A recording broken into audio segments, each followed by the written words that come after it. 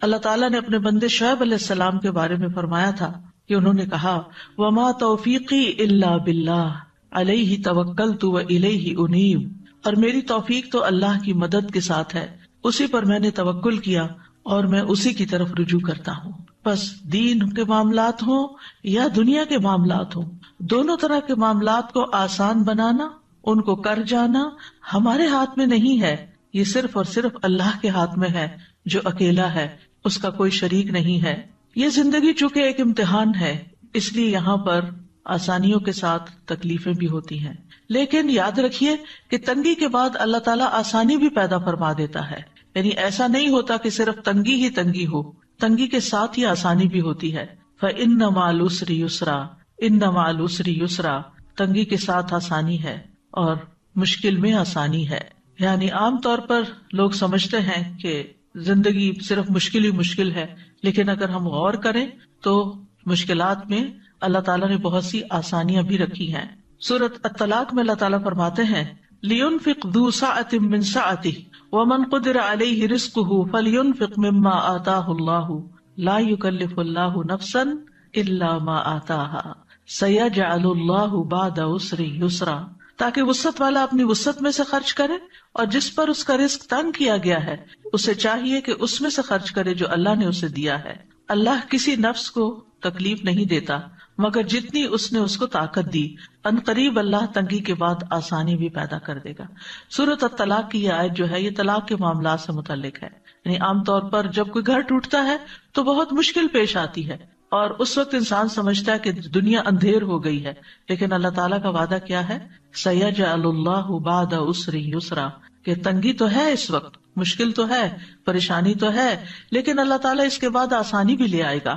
اسی طرح پیغمبروں کے اوپر جب حالات بہت تنگ ہوئے، ان کی زندگیاں بہت مشکل میں آ گئیں، تو سورۃ یوسف میں آتا ہے حَتَّى إِذَا اسْتَيْأَسَ الرُّسُلُ وَظَنُّوا أَنَّهُمْ قَدْ كُذِبُوا جَاءَهُمْ نَصْرُنَا فَنُجِّيَ مَن نَّشَاءُ، یہاں تک کہ جب رسول نا امید ہونے لگے، یعنی رسولوں پر بھی اتنی زیادہ مشکلات آئیں کہ ان کو یہ محسوس ہونے لگا کہ اب اس کے بعد کوئی رستہ نہیں نکلے گا، تو کیا ہوا؟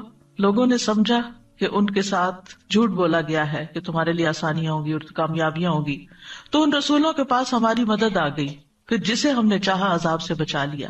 اسی طرح جب قحط پڑتا ہے، خشک سالی ہوتی ہے، تو لوگ نا امید ہونے لگتے ہیں کہ یکا یک اللہ تعالیٰ رحمت کی ہوائیں بھیج دیتا ہے اور بادل امڑ آتے ہیں، بارشیں ہوتی ہیں، ہریالی ہو جاتی ہے، اور تنگی کے بعد آسانی پیدا ہو جاتی ہے۔ تو یہ اس دنیا کا اصول ہے کہ کبھی تنگی ہے اور کبھی آسانی ہے، کبھی رات ہے اور کبھی دن ہے، رات کے بعد دن آتا ہے اور دن کے بعد رات بھی آتی ہے۔ تو جو شخص اس حقیقت کو سمجھ جاتا ہے کہ دن کے ساتھ رات بھی ہے، تو وہ اپنے مشکل وقت کو بہت آسانی سے کاٹ لیتا ہے، کیونکہ اس کو یہ معلوم ہے کہ اس رات کو ختم ہونا ہے، یہ کیفیت یا یہ حالات جو اس وقت پیدا ہوئے ہوئے ہیں یہ ٹھیک ہو جائیں گے۔ اس سلسلے میں آج ہم نے قرآنی دعا کا انتخاب کیا ہے سورۃ الکہف کی آیت نمبر 10 سے۔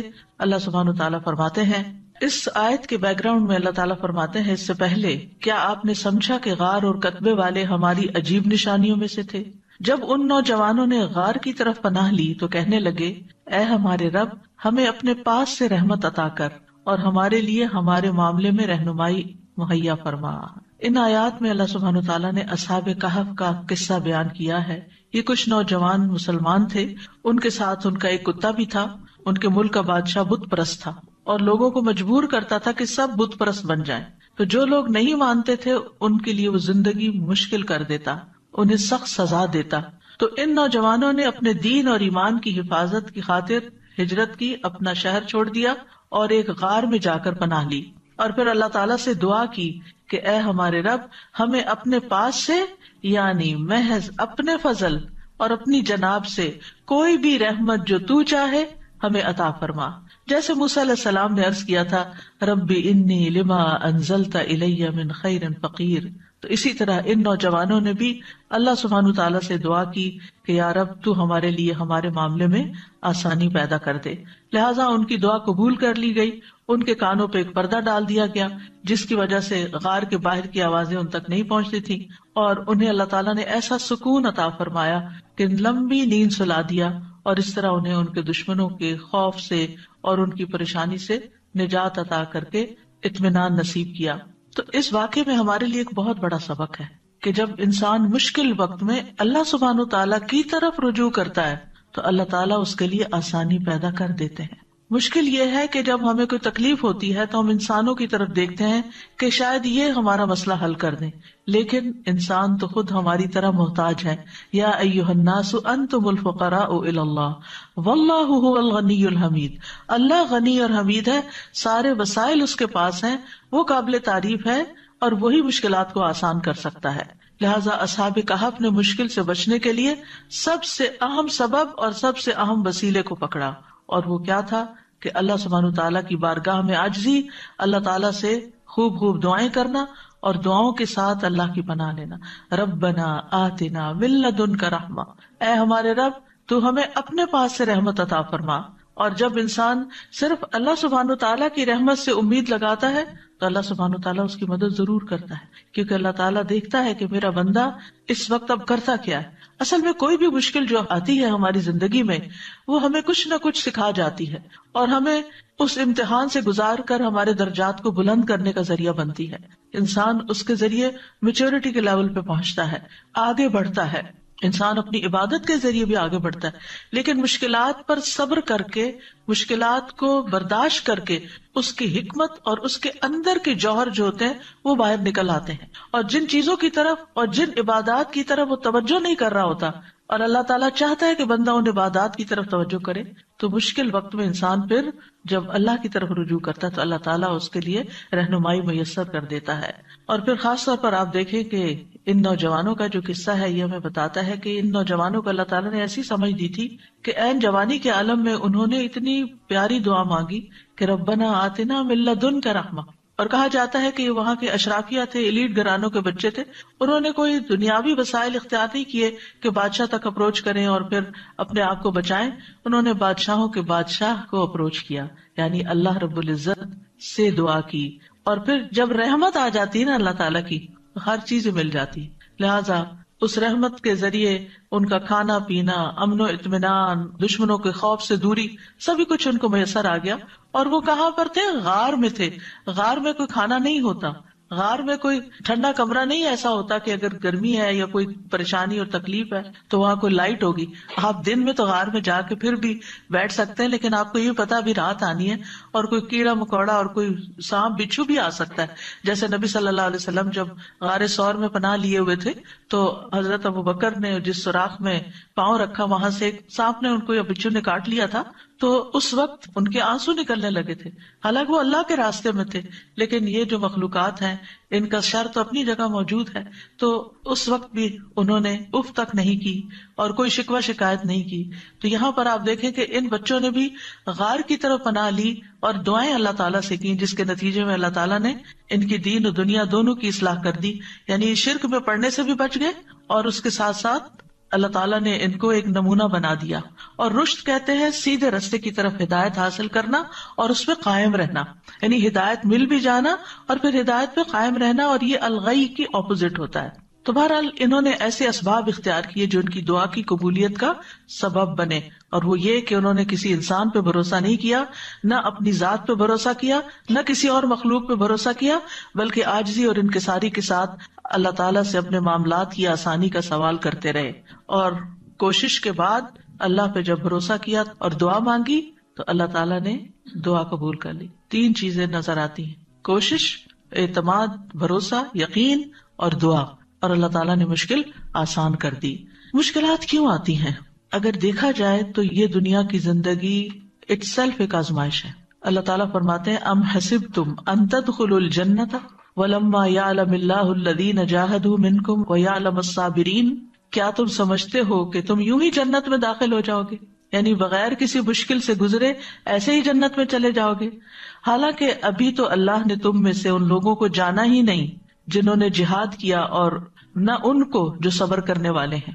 یعنی اللہ کی راہ میں جد و جہد کرنے والے اور صبر کرنے والے ابھی اللہ نے ان کو جانچا پرکھا نہیں. یعنی ان کی آزمائش ہونی ہے، ابھی ان کی پرکھ ہونی ہے کہ کون مشکل آنے پر اللہ کے راستے میں جد و جہد کو جاری رکھتا ہے اور کون اس مشکل پر صبر کرتا ہے. یعنی مشکل ہماری سچائی کو پرکھنے کے لیے آتی ہے کہ ہم کسی کاز میں کتنے سچے ہیں. اور ویسے بھی اس زندگی میں امتحانوں کا آنا لازمی ہے.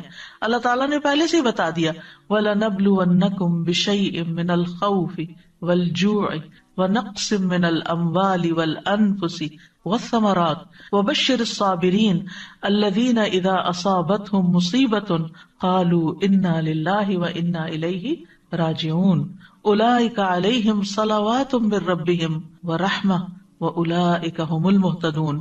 اور ہم یقیناً تمہیں خوف اور بھوک اور مالوں اور جانوں اور پھلوں کی کمی میں سے کسی نہ کسی چیز کے ساتھ ضرور آزمائیں گے. یعنی اس دنیا پر پائے جانے والے ہر انسان کی آزمائش ضرور ہوگی. یعنی اس امتحان کے لیے وہ تیار رہے, ان میں سے کسی نہ کسی چیز سے, چاہے ایک ہو یا ایک سے زیادہ.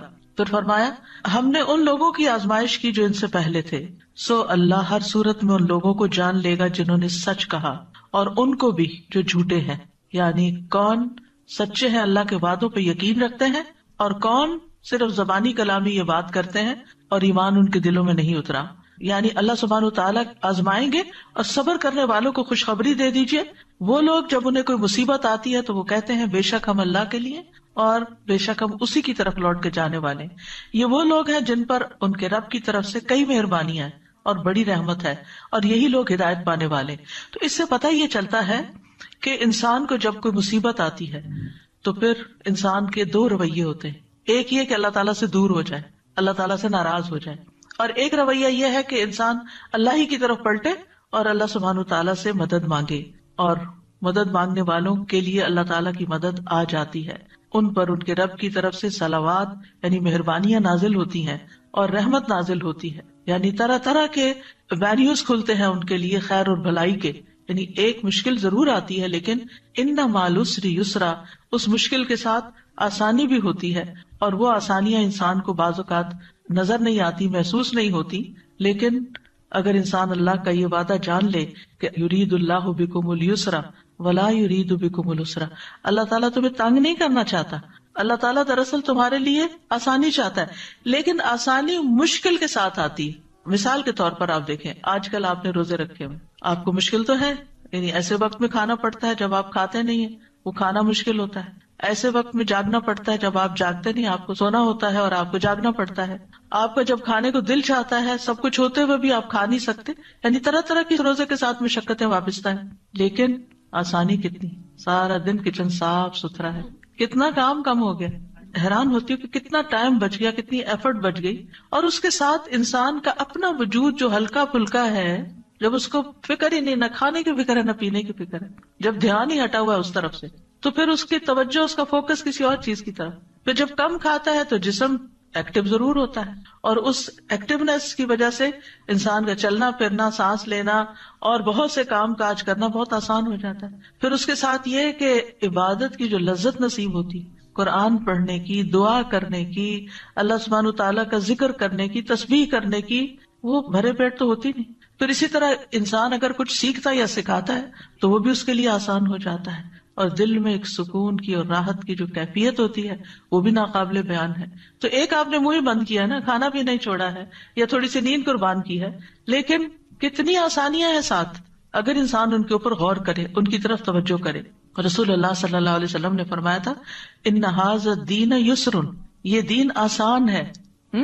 یعنی ہم سمجھتے دین میں بہت مشکلات ہیں, لیکن جہاں جہاں ہمیں جس حکم پر عمل کرتے ہوئے مشکل پیش آتی ہے وہیں ساتھ آسانی بھی اللہ نے رکھی. اور اگر انسان اس حکم پر عمل نہیں کرتا تو بے شمار مشکلات اس کی زندگی میں پیدا ہو جاتی ہیں. اور فقہ میں ایک اصول ہے المشقۃ تجلب التیسیر, مشقت آسانی لاتی ہے, مشقت آسانی لاتی. ایک اور اینگل سے, فقہ کے اینگل سے, مثلاً آپ بیمار ہو گئے, اب آپ وضو نہیں کر سکتے, آپ بیٹھے بیٹھے وہیں ہاتھ مار کے اپنا تیمم کر لیتے ہیں, آسانی آ گئی نا. وضو میں ایک مشقت تو بہرحال ہے, لیکن آپ کے لیے مشقت آئی تو اللہ نے ساتھ ہی آسانی بھی دے دی. آپ کھڑے نہیں ہو سکتے, طویل قیام نہیں کر سکتے, آپ بیٹھ کے نماز پڑھ لیں, آپ اشاروں سے نماز پڑھ لیں, آپ سے سارے کام کاج چھوٹ گئے, آپ بس ریسٹ کریں, لیٹیں, سوئیں, آرام کریں. لوگ آپ کو پوچھتے نہیں تھے, اب ہر کوئی آپ کا حال پوچھ رہا ہے. یعنی ایک بیماری کے ساتھ کتنی ساری اور چیزیں آ گئی کہ جو آپ کی زندگی میں پہلے نہیں تھی. تو المشقۃ تجلب التیسیر, مشقت, مشکل, پریشانی, تکلیف اپنے ساتھ آسانی بھی لاتی ہے. یعنی جب یہ کہا جاتا ہے نا دین آسان ہے، تو اس کا یہ مطلب نہیں کہ دین جو ہے وہ صرف آسانیوں کا مجموعہ ہے. مطلب یہ کہ اس کے جو احکامات ہیں ان پر چل کر انسان کو آسانی ملتی. اللہ کا وعدہ ہے فَأَمَّا مَنْ أَعْطَى وَاتَّقَى وَصَدَّقَ بِالْحُسْنَى فَسَنُيَسِّرُهُ لِلْيُسْرَى. اس کے برعکس وَأَمَّا مَنْ بَخِلَ وَاسْتَغْنَى وَكَذَّبَ بِالْحُسْنَى فَسَنُيَسِّرُهُ لِلْعُسْرَى. تو تنگی کس طرف سے ملی اور آسانی کس طرف سے ملی؟ بس جس نے دیا، یعنی اللہ کے راستے میں دیا اور لوگوں کو آسانی دی، یعنی جو دینے والا ہاتھ ہے، دینے والا دل ہے، جو خرچ کرنے والا ہے، تو جس نے دیا اور اس نے تقویٰ بھی اختیار کیا، یعنی صرف خالص اللہ کے لیے دیا، صرف اللہ ہی کے لیے کیا جو کچھ کیا، اور اس نے بھلائی کو سچ مانا، ہر خیر کی بات جو اللہ کی طرف سے آئی اس پر یقین کر لیا، تو ہم اس کو آسان راستے کی سہولت دیں گے، اس کے لیے آسانیاں پیدا کر دیں گے، یعنی جس مشکل میں وہ ہے اس مشکل کو ختم کر دیں گے. اس کے برعکس جس نے بخل کیا، یعنی جو وہ دے رہا تھا اس کو روک لیا. بخل کیا ہے؟ دینے کا اپوزٹ، چاہے مال ہو، چاہے علم ہو، چاہے لوگوں کو مشورہ دینا ہو، چاہے لوگوں کی کاؤنسلنگ کرنی ہو، چاہے کسی کے ساتھ کسی بھی قسم کی بھلائی کرنی ہو، کسی طرح کی مدد، خدمت، کچھ بھی. تو جو اپنے ان نیکیوں کو روک لیتا ہے، اما من بخلا واستغنى، اور بے پرواہ رہا، کسی کی پرواہ نہیں، بس میری جان پہ مشکل آئی ہے، صرف مجھے اپنی فکر ہے، اب میں سب سے بری ذمہ. یعنی بعض اوقات ایسا ہوتا ہے نا، جب انسان کے دن اچھے ہوتے ہیں تو وہ پھر دینے والا بھی ہوتا ہے، لیکن ذرا سے اگر مال میں کوئی کمی ہوئی تو پھر انسان پہلی چیز کیا سوچتا ہے؟ ہاتھ روکنے لگتا ہے. اور بعض اوقات اتنا ہاتھ روک لیتا ہے کہ اپنے سے بھی روک لیتا ہے، اپنے اوپر بھی خرچ نہیں کرتا، اور بے پرواہ رہا، یعنی کیفیت اس کی ایسی ہوئی کہ اس کو نہ دین کی پرواہ، نہ دنیا کی، نہ آخرت کی، اور بھلائی کو جھٹلا دیا. ہم اس کو سخت راستے کے لیے سہولت دیں گے، یعنی اس کے لیے زندگی اور مشکل کرتے چلے جائیں گے. آسانی اور مشکل صرف دنیا کی نہیں بلکہ دنیا اور آخرت دونوں کی ہے. بعض اوقات انسان بخل کرتا ہے، بعض اوقات انسان لوگوں کی پرواہ نہیں کرتا، دین کے احکامات کی پرواہ نہیں کرتا، اللہ کے حکم کی پرواہ نہیں کرتا، اور بھلائی کی تصدیق نہیں کرتا، پھر بھی اس کے لیے دنیا میں بہت کچھ ہوتا ہے. تو وہ چند دن کی بات ہوتی ہے، پھر سب کچھ اس سے لے لیا جاتا ہے. پھر جب قبر میں جاتا ہے تو قبر تنگ کر دی جاتی ہے. فَسَنُيَسِّرُهُ لِلْعُسْرَى، قبر کی تنگی ہوتی ہے. حشر کے دن اٹھے گا تو وہاں کی تنگیاں ہوگی، پھر اس کے لیے تنگی ہی تنگی ہے آگے. اور ویسے بھی آپ دیکھیں، بخیل وہی ہوتا ہے جس کا دل گھٹا ہوا ہوتا ہے، اور اس سے بدترین کیفیت کیا ہو سکتی ہے کہ کسی کا دل ہی گھٹا ہوا ہو، کسی کا دل ہی چھوٹا ہو، کسی کا دل ہی خوف کا شکار رہتا ہو، کسی کا دل ہی بخل کا شکار رہتا ہو اور جبن کا شکار رہتا ہو. یہ سارے دل یا سینے کی کنسٹرکشن ہے کہ جس میں انسان کسی وقت خوشی نہیں ہوتا، اس کو ایک تکلیف اور ایک پریشانی ہر وقت لگی رہتی. جو دینے والا ہوتا ہے، جس کا ہاتھ کھلا ہوتا ہے نا، جس کی ہتھیلی کھلتی ہے، اس کا دل بھی کھلتا ہے، اس کو شرح صدر بھی ہوتا ہے. جو بانٹتا ہے اس کو ملتا ہے، جو دیتا ہے اس کے لیے وسعتیں پیدا ہو جاتی ہیں. یہ اللہ تعالیٰ کا وعدہ ہے. تو انسان کے مقابلے میں دینے والا بننا، اللہ کے مقابلے میں ڈرنے والا، تقوی والا بننا، اور حق کے مقابلے میں اعتراف کرنے والا بننا، یہ آسانیاں لاتا ہے. اور دوسرا، انسان کے مقابلے میں روکنے والا، اللہ کے مقابلے میں سرکشی اور بے پرواہی کرنے والا، اور حق کے مقابلے میں انکار کرنے والا. ایسا شخص جو ہے پھر اللہ تعالیٰ اس کو تنگیوں میں ہی مبتلا کر دیتے ہیں. یعنی یہ غیر مومنانہ نفسیات ہے کہ انسان کا مزاج اس کو بدی کی طرف لے جائے، خیر سے روک دے، تواضع کی بجائے، ہمبلنس کی بجائے سرکشی اور بد اخلاقی اور بدتمیزی پر اکسا دے، اور پھر کسی کا حق دینے کی بجائے اس کا حق مارے، انصاف کی بجائے ظلم سے کام لے، کسی کی خوبی یا خیر کا اعتراف اکنالج کرنے کی بجائے اس کا انکار کرے. تو جو انسان اس طرح کا طریقہ اختیار کرتا ہے وہ آخر کار پھر بڑی مشکل کا شکار ہو جاتا ہے، اور وہ جہنم ہے. تو بہرحال اللہ تعالیٰ انسان کو خیر اور شر دونوں کے ساتھ آزماتا ہے. سورۃ الانبیاء میں ہے کل نفس ذائقۃ الموت ونبلوکم بالشر والخیر فتنہ وإلینا ترجعون. ہر جاندار کو موت کا مزہ چکھنا ہے، اور ہم تمہیں اچھے اور برے دونوں طرح کے حالات میں آزماتے ہیں، اور بالآخر تمہیں ہماری طرف لوٹنا ہے. یعنی دنیا میں تمہارے اوپر دونوں طرح کے حالات آتے رہیں گے. لیکن جو تنگی اور تکلیف میں یقین کا پہلو اختیار کر لیتا ہے کہ اللہ تعالیٰ اس کو ضرور دور کرے گا، اللہ تعالیٰ اس کا درجہ بھی بلند کر دیتا ہے، اور اس مشکل سے بھی اس کو نکالتا ہے، اس کو گناہوں سے بھی پاک صاف کر دیتا ہے. اور حقیقت یہ ہے کہ رسول اللہ صلی اللہ علیہ وسلم کا یہ فرمان جو صحیح بخاری میں انسان کو حیران کر دیتا ہے، یہ پہلے بھی میں پڑھ چکی ہوں، لیکن میں جب اس کو پڑھتی ہوں میں حیران ہو جاتی ہوں. اور وہ کیا ہے؟ من یرد اللہ بہ خیرا یصب منہ، اللہ جس کے ساتھ بھلائی کا ارادہ کرتا ہے اسے مصیبت میں مبتلا کر دیتا ہے. اللہ جس کے ساتھ بھلائی کا ارادہ کرتا ہے. اگر ہمیں کوئی مشکل پیش آتی ہے تو ہم کیا سمجھتے ہیں, یا کسی کے اوپر کوئی مشکل آتی ہے تو لوگ کیا سمجھنے لگتے ہیں, کوئی گناہ کیا ہوگا نا, کوئی غلطی کی ہوگی نا, اور اس کو گلٹ میں مبتلا کرتے ہیں. لیکن یہاں پر کیا بتایا جا رہا ہے, اور صحیح بخاری کی صحیح روایت ہے کہ اللہ تعالیٰ اسے کسی مصیبت میں مبتلا کر دیتے جس کے ساتھ اللہ بھلائی کا ارادہ کرتا ہے. تو اگر ہماری زندگی میں کوئی چھوٹی مصیبت ہے یا کوئی بڑی مصیبت ہے تو آپ سمجھے کہ اللہ سبحانہ وتعالیٰ ہمیں اپنے لیے اور خالص کرنا چاہتا ہے, اور مہذب بنانا چاہتا ہے, اور سنوارنا چاہتا ہے, جنت کے قابل بنانا چاہتا ہے. کیونکہ جنت میں غیر مہذب لوگ نہیں ہوں گے, وہ نہیں ہوں گے جن سے اللہ ناراض ہے یا جن سے اللہ خوش نہیں. تو یہ اللہ کی بندے سے محبت کی نشانی ہوتی ہے. یعنی جب آپ کو کوئی تکلیف ہو تو اس وقت پریشان ہونے کے بجائے مسکرانا شروع کر دیں اور سوچیں شاید اللہ تعالیٰ یہ آپ کی محبت ہے, میں اس پہ راضی ہوں. رضیت باللہ ربا وبالاسلام دینا وبمحمد النبی. لیکن ہمیں ہمارے دین کے معاملے میں کسی آزمائش میں نہ ڈالنا. حضرت انس کہتے ہیں نبی صلی اللہ علیہ وسلم نے فرمایا زیادہ ثواب بڑی آزمائش کے ساتھ ہوتا ہے, زیادہ ثواب بڑی آزمائش کے ساتھ. جب اللہ کسی قوم سے محبت کرتا ہے تو انہیں آزمائش میں مبتلا کرتا ہے. بس جو راضی ہو جائے اس کے لیے رضا ہے, اور جو ناراض ہو اس کے لیے ناراضگی مقدر ہو جاتی ہے. انبیاء تمام مخلوق سے زیادہ اللہ کے قریب ہوتے ہیں, اللہ کے پیارے ہوتے ہیں. وہ اللہ کے دین کی خاطر مشکلات اٹھاتے ہیں, جانی مالی اولاد کی طرف سے, قوم کی طرف سے, اپنے پیاروں کی ہر طرف سے. لیکن ان کی زندگی میں جو تکلیف اور آزمائش آتی ہے وہ اللہ کی ناراضگی کی وجہ سے نہیں ہوتی, ان کے درجات کی بلندی کی وجہ سے ہوتی ہے. تمام انبیاء اذیت اور تکلیف سے گزرے, تمام کے تمام. نوح علیہ السلام کی مثال آپ کے سامنے, 950 سال قوم کو تبلیغ کی لیکن قوم نہیں مانی, بلکہ برا بھلا کہا, مارا پیٹا, خون ان کا نکالا, بے ہوش کر دیا, ہر طرح کی اذیت دی. ان کے بیٹے کی طرف سے آزمائش آئی, بیوی کی طرف سے آزمائش آئی, یعنی گھر میں بھی آزمائش اور باہر بھی آزمائش. باہر بھی کوئی بات سننے والا نہیں اور گھر میں بھی مشکل ہے. موسیٰ علیہ السلام کے لیے فرعون کی طرف سے آزمائش آئی, اور پھر کس طرح وہ ان کے ہاتھوں قتل ہو گیا اور ان کو اپنا ملک چھوڑنا پڑا اور ہجرت کرنی پڑی, اور پھر جو جو راستے میں تکلیفیں انہوں نے دیکھی. یعقوب علیہ السلام کی آزمائش یوسف علیہ السلام کی طرف سے آئی, بیٹے کی طرف سے آئی.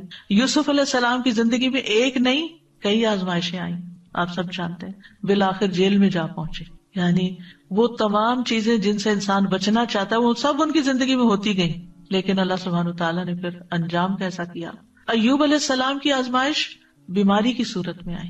لوط علیہ السلام کی مشکل جس قوم کی طرف بھیجے گئے ان کی طرف سے آئی, پھر بیوی کی طرف سے بھی آئی, گھر والوں کی طرف سے آئی کہ وہ نہیں ایمان لائیں یا اس طرح ساتھ نہیں دیا اپنے شوہر کا جیسے دینا چاہیے تھا. اور نبی صلی اللہ علیہ وسلم کے لیے سب سے مشکل ترین دن کون سا تھا؟ طائف والا دن, پھر احد والا دن, پھر حنین والا دن. خندق میں آپ دیکھیے کتنی مشکل ہے, یعنی ساری جنگیں ہی مشکل تھی, کوئی بھی آسان نہیں تھی. پھر گھر میں بھی آپ دیکھیں ساری اولاد سوائے حضرت فاطمہ کی فوت ہوگی, اور پھر آپ پہ تو بچپن سے مشکلات تھی, یتیم پیدا ہوئے, باپ کی شکل نہیں دیکھی, چھوٹی سی عمر معصوم بچے تھے کہ والدہ بھی فوت ہو گئی. یعنی کوئی آزمائش کی قسم آپ دیکھیں کہ جسے آپ آزمائش کے اور وہ آپ پر نہ آئی ہو. آپ جس سے محبت کرتے تھے اپنے چچا جنہوں نے ہر معاملے میں ساتھ دیا, وہ ایمان نہیں لائے, اتنی تکلیف ہوئی ہوگی ان کو, کس دکھ اور کس کرب سے گزرے ہوں گے کہ وہ چچا جو ہر جگہ سپورٹ کر رہے ہیں وہ بات نہیں مان رہے, ایمان نہیں لا رہے. یعنی کون سا دکھ ہے, کون سا درد ہے, کون سی تکلیف. اور اس عام الحزن میں حضرت خدیجہ کی وفات ہو جاتی ہے جب آپ کو سب سے زیادہ سپورٹ کی ضرورت ہے. طائف کی طرف جاتے ہیں تو وہاں آپ دیکھیں کیسا سلوک کیا جاتا ہے, یعنی کوئی ایک تکلیف ہے لیکن آپ اس کے ساتھ ساتھ اللہ تعالیٰ کے محبوب ترین مقرب ترین بندے ہیں.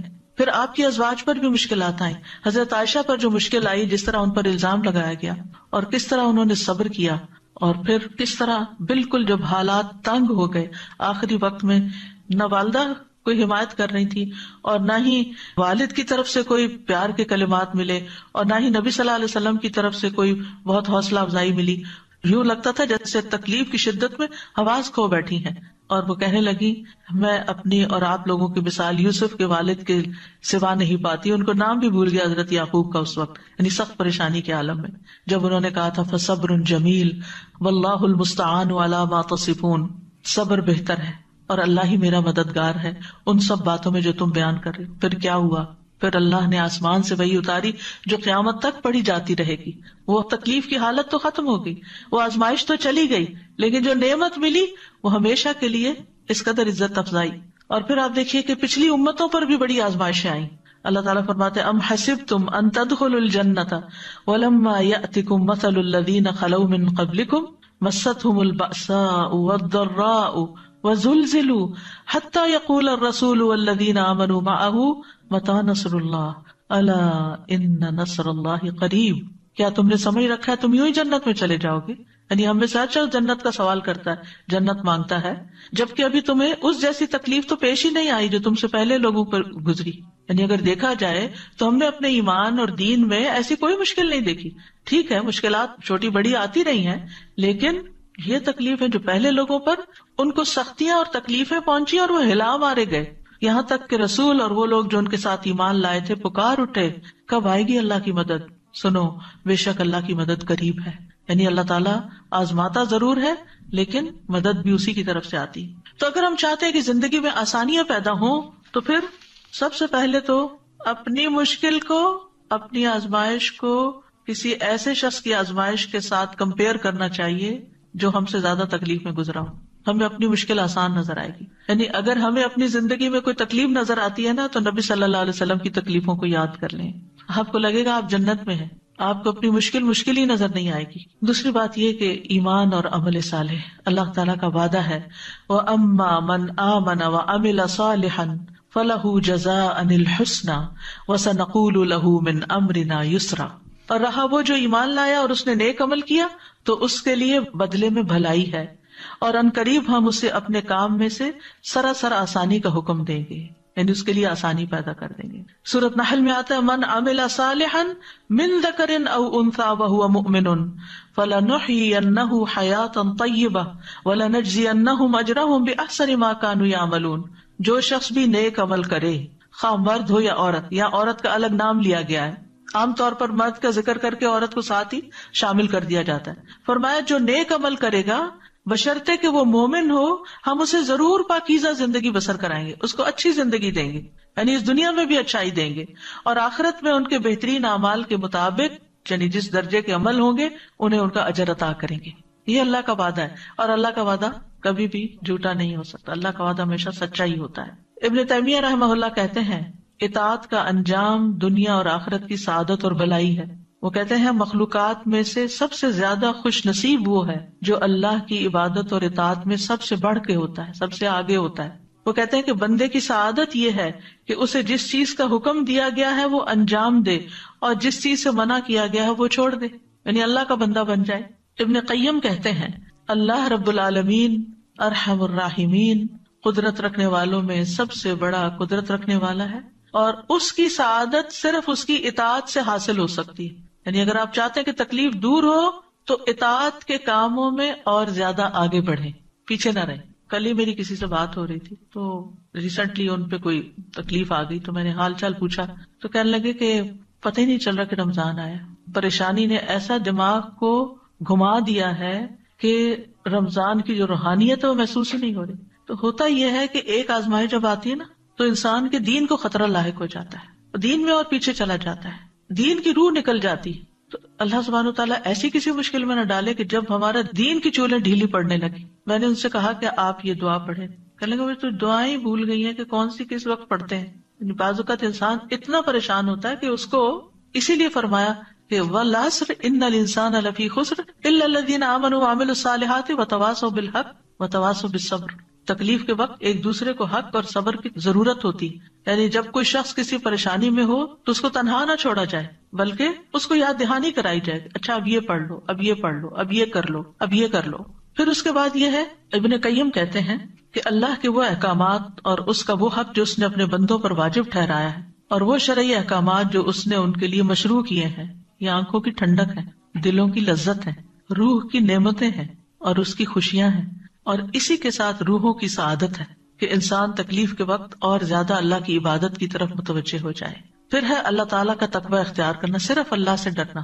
وَمَن يَتَّقِ اللَّهَ يَجْعَل لَّهُ مِنْ أَمْرِهِ يُسْرًا.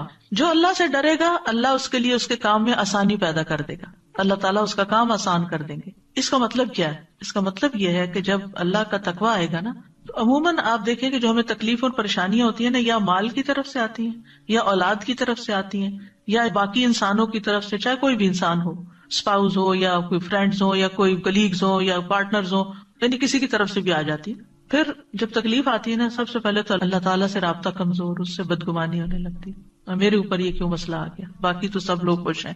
اب تقویٰ کیا کہتا ہے کہ نہیں، اللہ کی رضا پہ راضی ہونا ہے، تو انسان فوراً اپنے خیالات جھٹک کے واپس تقویٰ کی طرف لوٹتا ہے. پھر انسانوں کے ساتھ جب معاملہ ہوتا ہے تو انسان ایک دم غصے میں آ جاتا ہے اور برا بھلا کہنا شروع کر دیتا ہے.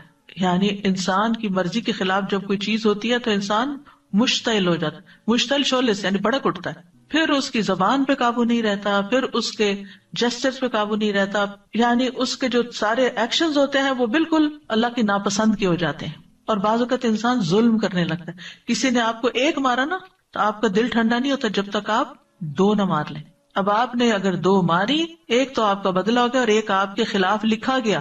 چاہے آپ اس وقت مصیبت میں اور رو رہے ہیں، لیکن آپ ظالم ہو گئے اب، اور ظلم جو ہے وہ قیامت کے دن کے اندھیرے ہوں گے. یعنی بعض اوقات کسی نے کوئی ایسی بات کہہ دی، ایک چھوٹی سی بات کہہ دی، اور ہم نے اس کو 10 سنا دی. ہم سوچتے ہیں ہم جیت گئے، ہمارا پلہ بھاری ہے. نہیں، آپ ہار گئے ہیں، آپ اللہ کے سامنے خسارے میں چلے گئے ہیں.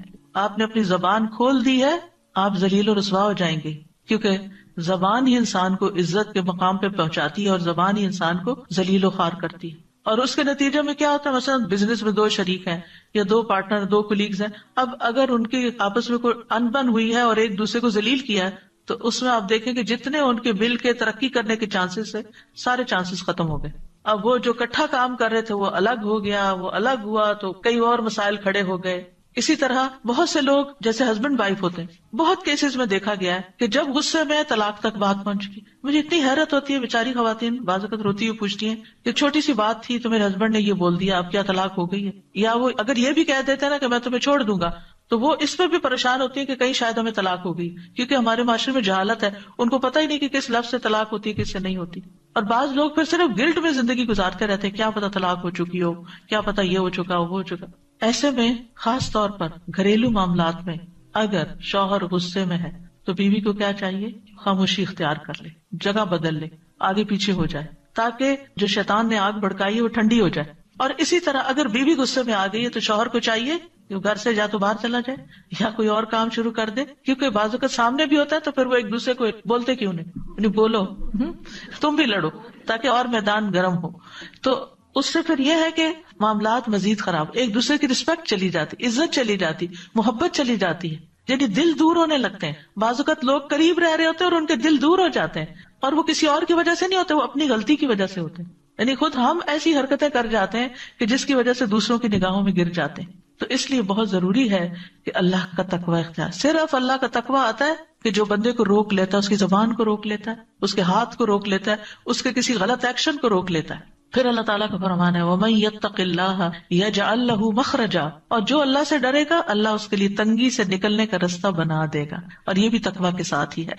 ربیع ابن خثیم کہتے ہیں کہ یہ ہر اس کام سے نکلنے کا راستہ جو لوگوں پر تنگ ہو جائے، یعنی بند گلی سے راستہ نکل آئے گا.